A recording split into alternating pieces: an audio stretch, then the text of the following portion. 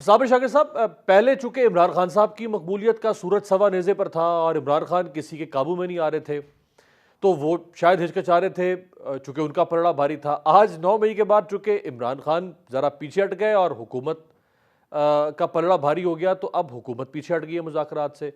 तो इसका मतलब है फिर मुज़ाकरात का कोई उसूली स्टांस तो नहीं है पाकिस्तानी सियासत में। ये तो ये है कि जो कमज़ोर होगा वो मुज़ाकरात मांगेगा, जो ताकतवर होगा वो कहेगा कि नहीं। ये इस वक्त सिचुएशन ऐसी है अमीर कि आपको माजी में थोड़ा सा जाएं तो माजी में नवाज शरीफ साहब प्राइम मिनिस्टर थे। और जब आसिफ अली जरदारी साहब ने एक बयान दिया था ईंट सींट बजाने वाला, बिल्कुल। तो और जरदारी साहब की मुलाकात तय थी नवाज राहील शरीफ शरीफ साहब साहब से। आर्मी चीफ थे, 2015 में उन्होंने कहा था। जी हाँ, बिल्कुल। तो नवाज शरीफ साहब वजीर आजम थे, आसिफ अली जरदारी साहब की मुलाकात उनकी तय थी नवाज शरीफ साहब से, प्राइम मिनिस्टर से। लेकिन उससे पहले उन्होंने एक स्टेटमेंट दे दी ईंट सेंट बजाने वाली। तो प्राइम मिनिस्टर नवाज शरीफ साहब ने अपने इंतहाई मोतबर इत्तेहादी से वो मुलाकात मनसूख कर दी थी। और उसने उसमें उन्होंने कहा कि नहीं, क्योंकि अब इनके मामलात एस्टेब्लिशमेंट से बराह रास्त इनका टकराव हो चुका है, इसलिए ये मुलाकात मुनासिब नहीं, तो दूरी इख्तियार कर ली थी।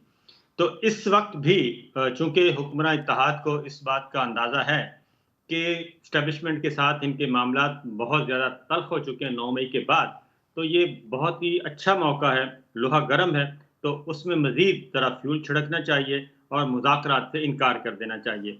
अब हुक्मरान इत्तेहाद जो है वो ये भी देखेगा कि बैकडोर चैनल पे एस्टेब्लिशमेंट की तरफ से उनको कोई मैसेज आता है या नहीं आता कि जनाब वो 9 मई के मामलात अपनी जगह, लेकिन आप जो हैं मुज़ाकरात और मुफ़ाहमत की तरफ आगे बढ़ें और मुल्क को इस क्राइसिस से निकालें। उसकी वजह है कि 9 मई के बाद कोर कमांडर्स कॉन्फ्रेंस का एक खुसूसी इजलास हुआ था। उस खुसूसी इजलास के 2 पोर्शन थे जो एलामिया जारी किया गया।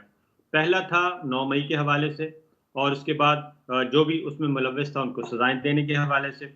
वो प्रोसीजर स्टार्ट हो चुका है। अब जो दूसरा और आखिरी था, उसमें अगेन था कि तमाम स्टेक होल्डर्स बैठें और इस बुरहानी कैफ़ियत से निकलें। यानी कि जो इस वक़्त आइनी बहरान है, जो सियासी बहरान है, जो मुआशी बहरान है, उससे निकलें। तो ये है मामला, लेकिन नहीं साबिर आगे साहब, अब बढ़ेगी। उसका वो और जवाब ये देते अगर हैं, नून लीग वाले अब उसका जवाब ये देते हैं, ये पीपल्स पार्टी वाले, कि हाँ हमने बहुत कुछ गलत कहा, हमने हमने सख्त जुबान इस्तेमाल की, हमने ये भी कहा वो भी कहा, लेकिन हमने हमला कभी नहीं किया। हमला इमरान खान ने कर दिया, तो इसलिए इमरान खान का जुर्म देखिए, हमसे बड़ा हो गया। बात पता है क्या है? बात ये है कि ये कहते हैं कि हमला हमने नहीं किया। अगर हम कंपैरिज़न करें, हम्म। तो मेमो गेट पे कमीशन बना। मैं पहले मेमो की बात कर रहे हैं। मेमो गेट पे कितना बड़ा कमीशन बना, जस्टिस काज़ी फ़ाइज़ साहब और 2 सीनियर मोस्ट जजेस उसमें शामिल थे हाई कोर्ट के। वो इस हाई तक, फिर सुप्रीम कोर्ट तक मामला गया। हम्म। उसके बाद मेमो गेट के बाद आया डॉन लीक्स। डॉन लीक्स पे भी कमीशन बना, उसकी भी रिपोर्ट्स आई, वज़रा को फ़ारिग किया गया। और संगीन जुर्म कौन-सा, अगर कंपेयर करें, ये तो हमारा इंटरनल है ना, अभी तक जो आर्मी एक्ट के तहत और उसके तहत कानून के मुताबिक कार्रवाई हो रही है, वो बड़ा जुर्म था या ये बड़ा जुर्म है? तो मैं सिर्फ़ इतना ही कहूँगा कि वो कहते हैं कि चलें खैर, इस पे बाद में करेंगे।